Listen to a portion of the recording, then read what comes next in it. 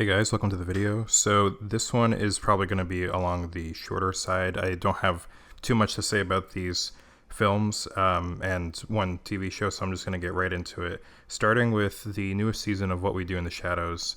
This is the 5th season, and I almost gave up on the show. After season 4, I was kind of like, it's not as good. 2 was really the peak of the show. 3 and 4, I wasn't into that much. This one is, in my opinion, a huge improvement on the last 2 seasons, and I'm going to be continuing it because of that. Again, talking about comedy is really hard because it's like, what is it about the writing and the delivery that makes something funny? It's all subjective. But I just personally found it really funny. Not as great as season 2. 2 still peak What We Do in the Shadows. I don't think it's ever going to get better than that. But they did a lot of really interesting stuff. They explored more stuff with Guillermo. I'm not going to get into spoilers, but I just wanted to say that I am still watching the show, and it really picked up for me. This is my third favorite season after the first 2. Just a pretty solid show. If you haven't seen it, I recommend watching it. And if you're like me and you didn't like seasons 3 and 4 that much, I suggest you just push through it. And then 5 is pretty rewarding. It's really worth watching, I think. Moving on, I saw Blue Beetle. I saw Blue Beetle super late, which is probably contributing to the fact that the film is bombing so hard.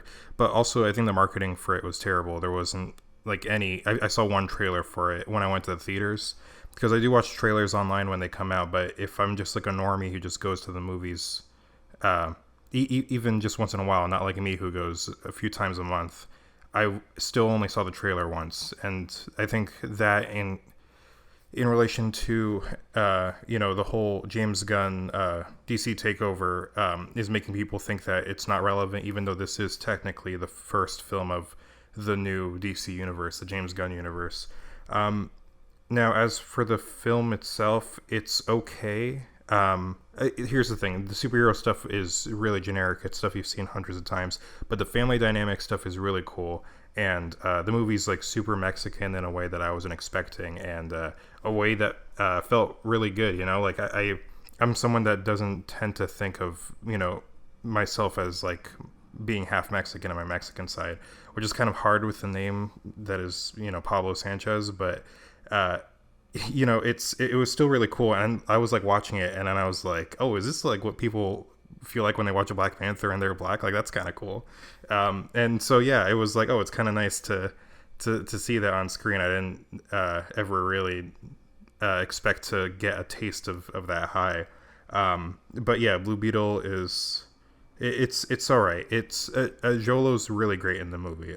He's really talented. Obviously, if you've seen Cobra Kai, he's really charismatic, and he was a really good choice for the role. He was pretty much fan casted by the internet, and then he got cast, and I'm really glad he got the role. As for the future of the character, I don't know if he's going to get a sequel, but I do see they're definitely not going to drop him, so I could see him showing up in another character's movie, or maybe they'll do a HBO Max TV show, or Max as it's called now, something like that. But yeah, I really don't see them just dropping the first character that they've introduced into the universe, especially since he's played so well.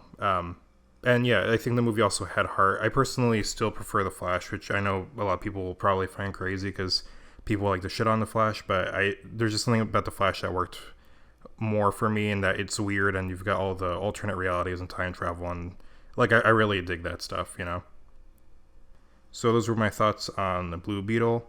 Moving on to the third film, or the third section of the video, a movie that I feel like a lot of people have not seen or heard of, called Cobweb.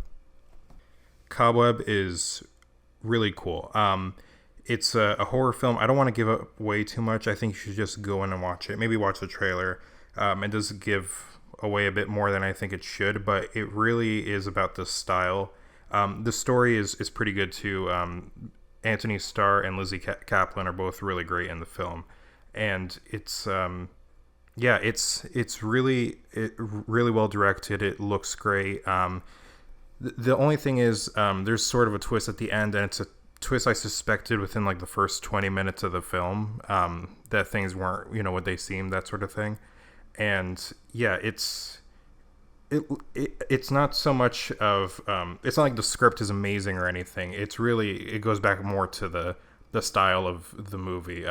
It's like Sam Raimi, like Evil Dead movies. You don't really watch them for the script. You watch them for the style, and I think this movie really has style.